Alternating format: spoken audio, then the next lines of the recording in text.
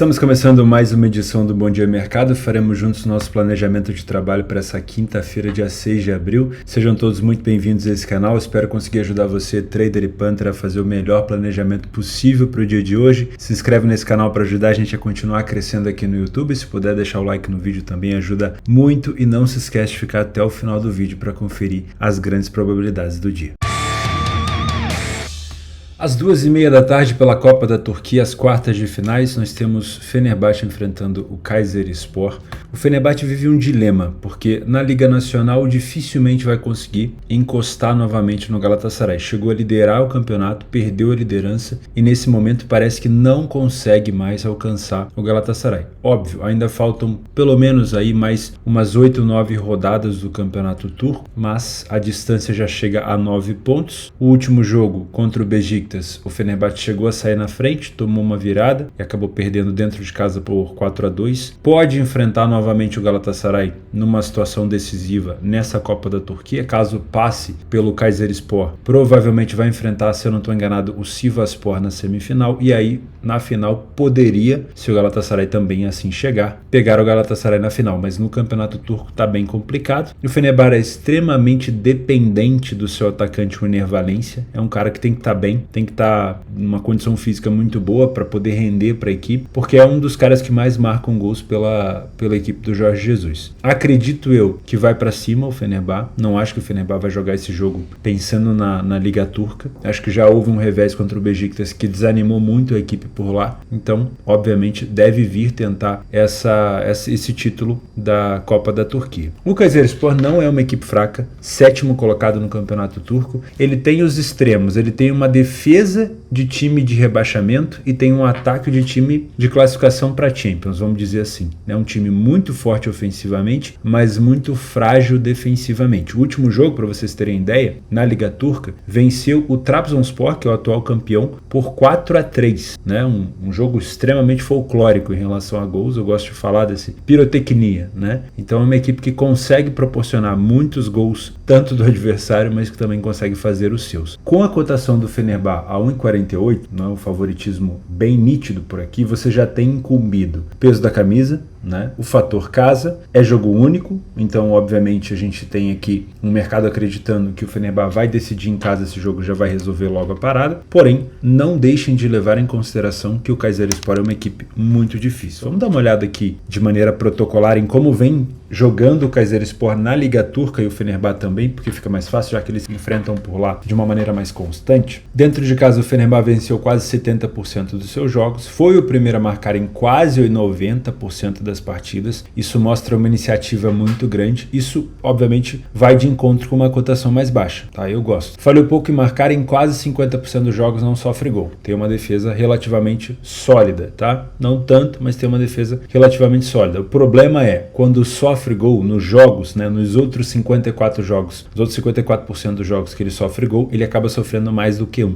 Por exemplo, é só você pegar como exemplo o jogo do Beşiktaş, agora na última semana que ele tomou 4 gols, tá? O Kayserispor saiu na frente em 54% dos jogos, também me parece uma equipe para meio de tabela com bastante iniciativa fora de casa, falha mais em marcar, porém nos jogos que marca, acaba marcando mais do que um e fica sem sofrer gol em apenas 15% dos jogos, é aquilo que eu comentei com você, uma defesa muito mais pautada numa zona de rebaixamento do que equiparada ali em times de cima da tabela. Existe uma grande diferença no poderio ofensivo, por mais que o Kayserispor marque bastante gol, não chega próximo do ataque do Fenerbahçe, mas os gols sofridos ficam bem parecidos, tá? No primeiro tempo eu não tenho tanta superioridade assim do Fener, quase 70% de vitória, porém o Kayserispor consegue chegar a quase 50%, o Kayserispor tem um número de derrotas bem mais alto, porém o Fenerbahçe também sofre gols e o número de gols marcados não é tão diferente assim, não é tão distante, tá? Porém ainda assim, se você espremer esse limão, você consegue ver uma pequena superioridade do Fenerbahçe no primeiro tempo, não é 100%, não é discrepante, mas é grande. No segundo tempo, a gente já consegue ver uma superioridade maior, principalmente no número de vitórias. O Fenerbahçe aumenta as suas vitórias e o Kayserispor diminui, porém o Fenerbahçe também diminui o seu poderio defensivo, passa a perder mais e tomar mais gols, e o Kayserispor aumenta ainda mais o seu número de derrotas. Então dá para perceber que o Fenerbahçe, principalmente, a gente já comentou isso em outras análises, é uma equipe que no segundo tempo ela deixa muito a desejar na queda de rendimento defensivo. Uma equipe que faz até um número de gols muito alto, que continua mantendo um bom número de vitórias, mas que toma muitos gols. Isso mostra não só algum tipo de cansaço, mas também desconcentração. Pode ter a ver com a equipe já estar na frente, né? Já estar com uma vantagem boa no placar e acabar sofrendo mais gols, mas isso obviamente tem que ser levado em consideração porque é um fator sim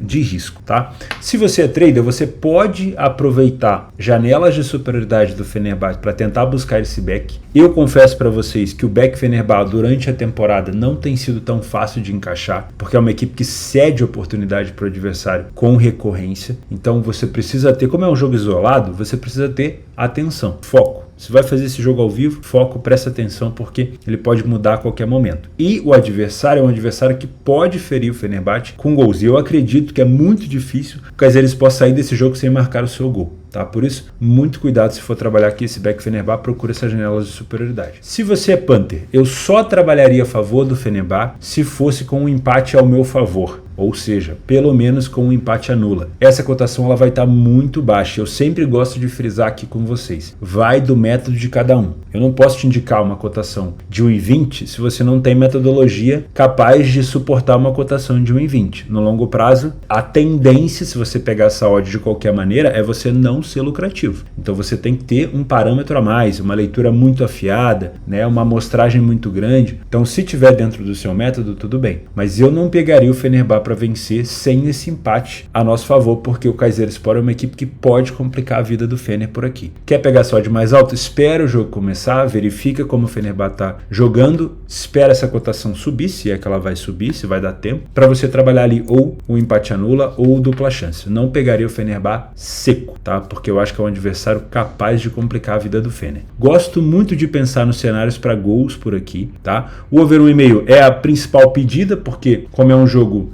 decisivo, muito provavelmente a partir do primeiro gol a gente vai ter espaço para mais um. O cenário de 2,5 é mais arriscado, porém tem uma cotação mais interessante. O que eu faria por aqui é deixar esse gols para o live. Então espera o jogo começar, não pega nada pré-live, verifica qual é a intensidade, daí você ou se posiciona a favor do over 1,5 no fim do primeiro tempo ou no início do segundo, ou espera o primeiro gol acontecer. Se for do Fenerbahçe principalmente e ele estiver conseguindo contra-atacar, você pode buscar mais um com uma cotação mais alta, é o que eu gosto de fazer na maioria das vezes, tá? Gosto muito também de pensar, se você tem um perfil mais arrojado, no ambas marcam sim, porque, sério mesmo, imagino uma quantidade de chances cedidas para o Fenerbahçe sendo alta e acho difícil que o Kayserispor não aproveite. Tá? Então pode sim ser um jogo com uma boa tendência para um ambas marcam sim. 7 da noite na Libertadores da América, o Atlético Mineiro recebe o Libertad dentro de casa com uma cotação abaixo de 1,50. E essa odd é baixa, não só pela força do Galo dentro de casa, mas também pelo ambiente hostil que a torcida do Galo consegue proporcionar ao adversário. E o Libertad, mesmo sendo um excelente time no Campeonato Paraguaio, são 8 vitórias em 10 jogos, provavelmente aqui vai ter muita dificuldade para vencer o Atlético dentro de casa. O Galo está na final do Campeonato Mineiro, mas nem me passa pela cabeça de imaginar aqui que o Galo vai poupar algum jogador para estreia na Libertadores por conta de um segundo jogo da final do Mineiro, sendo que ele já venceu o primeiro por 3-2.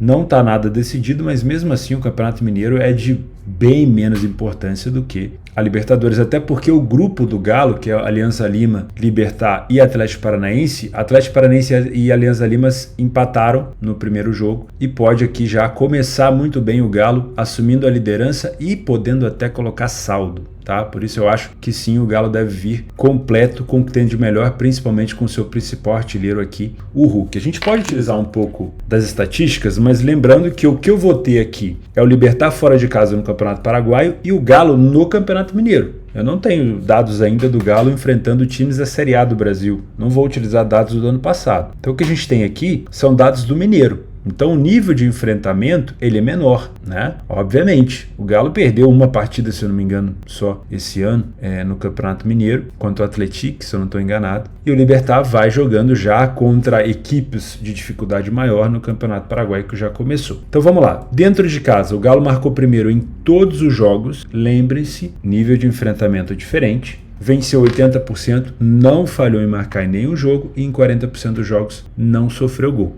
tá? O Libertad fora de casa, líder do campeonato, 75% das vezes saiu na frente, boa iniciativa, falhou também pouquíssimo, né? Não falhou nenhum jogo, mas tem marcado uma média aí de mais do que um gol por jogo, e em 25% dos jogos apenas ele não sofre gol, já tem sofrido um pouco mais em relação aqui ao Galo, que fez uma partida a mais. Nível ofensivo, muito parecido, defensivo também muito parecido, tá? Lembrando, a gente tem pouquíssimos dados ainda para analisar. O primeiro tempo do Atlético Mineiro não é bom, isso é um fator talvez de preocupação. Vamos tentar entender isso aqui. O time não perdeu nenhuma primeira etapa, mas venceu pouquíssimo, marcou mais gols do que tomou. O Libertad também não faz um bom primeiro tempo, vence 25%, perde 25%, perdeu bem mais do que o Galo e marcou menos gols do que o time do Atlético. Em relação ao número de gols sofridos é igual. No segundo tempo tem uma melhora das duas equipes. O Galo passa a vencer 60%, mantém com 0 ali o número de derrotas, passa a não sofrer nenhum gol, e o time do Libertad também aumenta o seu número de vitórias e faz uma manutenção ali do número de derrotas, mantém o número de derrotas relativamente alto, passa a tomar apenas um gol e marcou 4. Então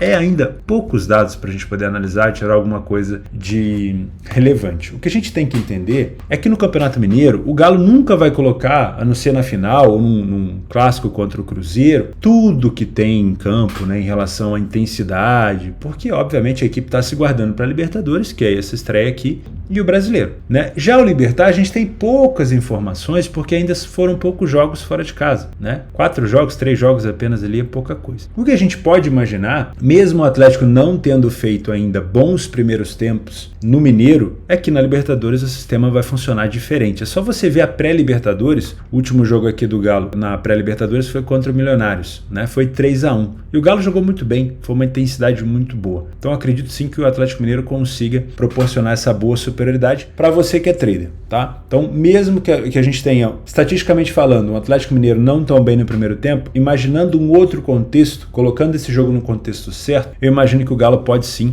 pressionar e empurrar o Libertad para trás aqui dentro da sua casa, fazendo linha alta, e você possa ter bons momentos para estar a favor do Galo. Muito cuidado com os contra-ataques do Libertad, que é uma equipe que sai na frente com frequência fora de casa, e com as bolas aéreas. Sempre foi muito perigoso nesse fundamento a equipe do Libertad, tá? Se você é Panther, não gosto dessa cotação do Galo a 1,45. Todo o contexto que a gente analisou aqui leva a uma possível vitória do Galo, mas eu gostaria dessa cotação um pouco maior, dado a dificuldade do adversário, tá? Então se você conseguir pegar essa odd do Galo acima de 1,60, eu prefiro mais. A não ser que você trabalhe também, assim como eu falei no Fenerbahçe ali, com um empate a seu favor, pelo menos com um empate anula, tá? Não que eu acho que o Libertad vença esse jogo, mas eu acho que o Libertad pode complicar a vida do Galo, tá? E é uma equipe, na minha opinião, que tem capacidade defensiva para tentar segurar o Atlético. Então, talvez trabalhar com empate ao seu favor não seja ruim, mas com a cotação que está agora, o resultado final, o empate anula vai estar muito esmagado, e aí eu já expliquei no Fenerbahçe, não gosto de odds tão baixas. Eu esperaria essa odd melhorar. Ah, o Galo marcou cedo, já era.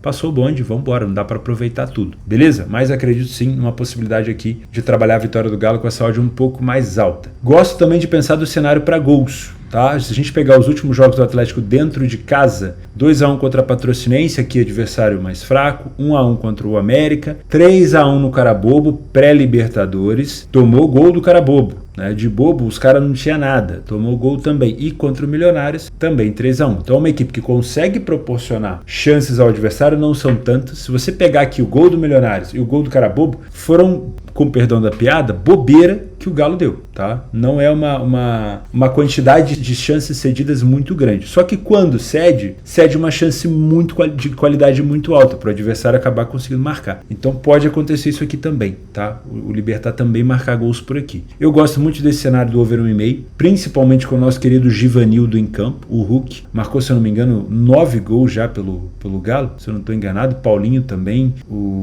jogando muita bola, fazendo uma excelente campanha ali junto com o Hulk. E também com essa possibilidade do Libertad marcar, mesmo que seja já quando o Galo já está com uma boa vantagem, pode ser interessante. O ambas marcam por aqui, ó, 2,25. O mercado não acredita que o Libertad possa fazer um gol. Olha, eu não duvido mesmo que o Libertad possa fazer um golzinho aqui. Mas eu gosto muito mais desse over 1,5. Me parece um cenário um pouco mais plausível. O ambas marcam, espero, né?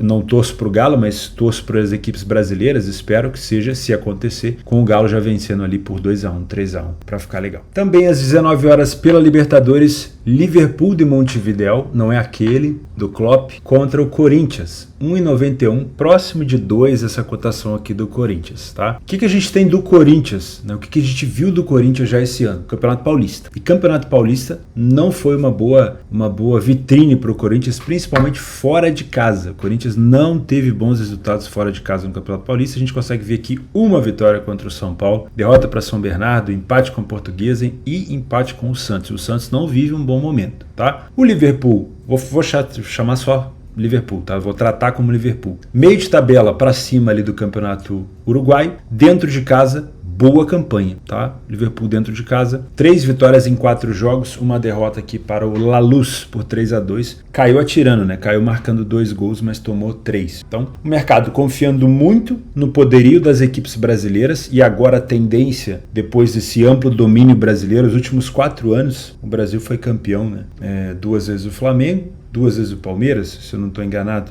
Utilizando os últimos anos, a gente já imagina que os times brasileiros, sempre que estiverem nas competições da Conmebol, vão ter cotações mais baixas, né? Assim, com o perdão da comparação não tão fidedigna, como se fossem os times ingleses nas competições europeias, né? Que são ali times que levam muito dinheiro ali em relação às apostas, e tem sempre cotações mais baixas. Então acho que vai ser sempre assim. Não dá para também olhar para o Corinthians e doutrinar que ele vai ter uma campanha ruim na Libertadores fora de casa só porque ele fez um Campeonato Paulista ruim. Nível de enfrentamento é diferente, sim, mas o nível de importância dado pelo clube também é diferente, assim como eu falei do Galo. O Galo não vai colocar tudo que tem de melhor, não só a intensidade, mas também de jogadores, num jogo contra a Patrocinense, com todo respeito à Patrocinense. Já o Corinthians também acho que não vai dar tudo que tem contra o São Bernardo, né? Eu acho que ele pode sim jogar muito mais na Libertadores e é por isso que essa cotação está mais baixa. E eu acredito sim num Corinthians tendo capacidade de sair daqui pelo menos com um empate. Tá? Utilizando, e aí óbvio vai ficar ruim, né? Quando a gente usa um pouco dos últimos jogos do Corinthians, a gente consegue ver que o Corinthians venceu pouquíssimo, né? Saiu na frente em poucas situações, falhou muito em marcar e sofreu gol com mais frequência em relação ao Liverpool. Mas de novo, eu estou comparando aqui Campeonato Paulista com o Campeonato Uruguai, né? É o que a gente tem, né? Eu não vou usar o Corinthians do ano passado. No primeiro tempo eu tenho péssimas atuações das duas equipes e você pode ter isso, obviamente, a seu favor aqui, dependendo de uma melhora do Corinthians dentro de campo, mas no segundo tempo eu tenho um Liverpool jogando muito mais bola, que pode significar também recuperação de resultado ou uma dificuldade maior do Corinthians por aqui. Tá? Se você é trader, eu gosto de pensar num jogo sem viés. Não vir aqui só pela camisa do Corinthians ser muito pesada ou pelo fato do Montevidéu não ser tão conhecido, já vir especificando um leia a pior equipe em campo para ele. Eu não gosto disso. Eu acho que é plenamente possível também da gente ter um Corinthians tendo alguma dificuldade no início de jogo. Então a gente pode ter uma correção também da equipe corintiana. Então venha sem viés para você conseguir explorar o que o mercado te oferecer. Mas venha também sabendo que defensivamente o Liverpool não é ruim, principalmente no primeiro tempo onde ele toma pouquíssimos gols. Então por mais que o Corinthians esteja bem, o Corinthians conseguir marcar por aqui não vai ser tão fácil, pelo menos o primeiro gol, não sei depois do segundo, porque a gente viu aqui na última derrota do Liverpool, ele conseguiu tomar 3 gols do La Luz. Então não sei como ele se comporta depois do primeiro, né? Contra o Peñarol, que é uma das grandes forças do Uruguai, ele venceu por 1-0, mostrou capacidade defensiva por aqui. Nos outros jogos também 1-0, 3-1, porém nessa derrota ele acabou tomando mais gols. Então pode significar uma equipe que se desmancha quando sofre o primeiro ou o segundo gol. Pode ter mais dificuldade ali na questão defensiva. Mas lembre-se, fase de grupos da Libertadores, a gente tem critérios de gols marcados e critérios de saldo sendo muito importante para a classificação. Então não acho que mesmo que o Liverpool saia atrás, que ele vai se expor igual um maluco. Tá? Por isso eu tomaria muito cuidado aqui em relação a gols. Já falando nisso, se você é Panther, eu gosto muito de pensar nesse empate anula do Corinthians, mas principalmente também nessa dupla chance do Corinthians. Vai ser mais difícil você pegar uma odd decente, essa odd vai estar mais esmagada, mas você vai ter uma situação um pouco mais segura, se é que existe segurança nesse caso, né? Mas eu acho que trabalhar uma dupla chance do Corinthians seria interessante. Talvez pegar um Corinthians com dificuldade no início, essa cotação subindo, você pega um dupla chance com uma odd ainda melhor, tá? O dupla chance pode caber? Pode caber, mas lembre-se, fora de casa, esse ano o Corinthians não encantou, pelo menos no Campeonato Paulista, se é que dá para fazer alguma comparação. Em relação a gols, eu não vou te indicar nada por aqui. Não que eu acho que não possa sair, mas a gente já viu que o Liverpool tem uma boa defesa, sofre poucos gols e pode sim segurar uma pressão aqui do Corinthians, seja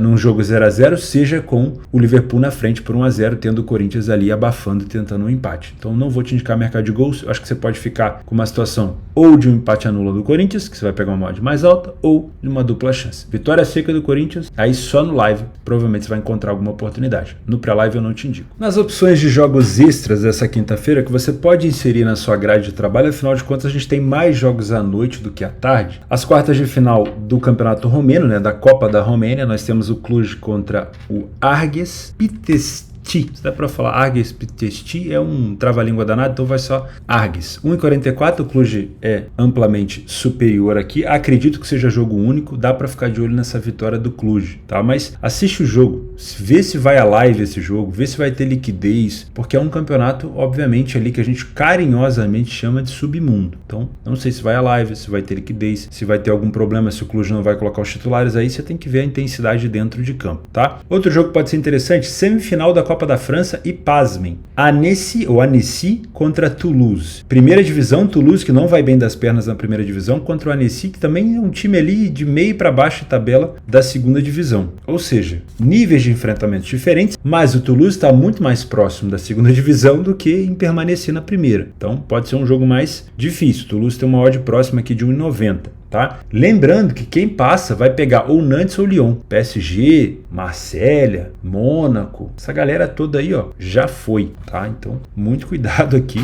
uma Copa da França bem exótica nesse ano. Depois à noite nós temos Libertadores, o Boca Juniors pega o Monagas, time venezuelano, muita superioridade do Boca aqui, a não ser que tenha alguma coisa muito diferente, não acho que vai ter tanta, se é que tem, né, mas não acho que vai ter a questão de altitude que prejudicou o rival do Boca, o River Plate, lá contra o The Strongest. Então acho que o Boca pode sim impor o seu ritmo dentro do estádio aqui do Monagas. O Taquari, que é um time paraguaio, está na última colocação do campeonato paraguaio, vai enfrentar o Bragantino. Se eu não me engano é paraguaio, né? Clube Taquari, deixa eu conferir aqui com vocês. É paraguaio, último colocado. Enfrenta o Bragantino, não é à toa que o Bragantino está com essa cotação de 1,40. O Bragantino ele não é um super elenco, mas comparado com o time do Taquari, acho sim que pode sair vencedor, mas cuidado, tá?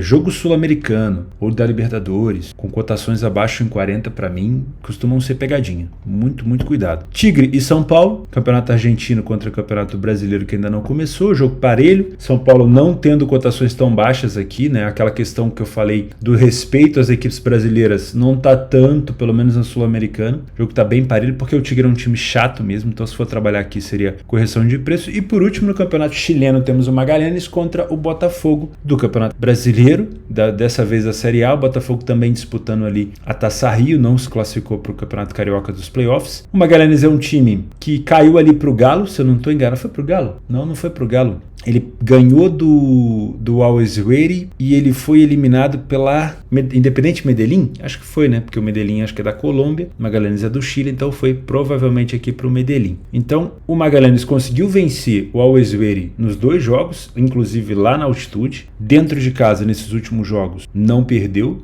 E vai enfrentar um Botafogo que, olha, tá precisando dar uma resposta. A torcida tá cobrando muito texto pelas promessas de investimento que ele vem fazendo na equipe, não está cumprindo. E o Botafogo com uma cotação próxima de 2. Será que essa cotação do Botafogo deveria estar aí? Tudo bem, o Magallanes está muito mais próximo da zona de rebaixamento no Chile do que numa classificação lá em cima, né? Numa Libertadores ou Sul-Americana. Mas não sei se o Botafogo já merece uma cotação próxima de 2. Acho que esse jogo aqui pode ser também um jogo para o Botafogo poder se complicar. Cuidado, tá? Não iria nessa vitória seca do Botafogo, não. Meus amigos, eu vou ficando por aqui. A gente se vê então nessa sexta-feira. Muito obrigado pela sua companhia, pela sua audiência. Fica com Deus e até sexta.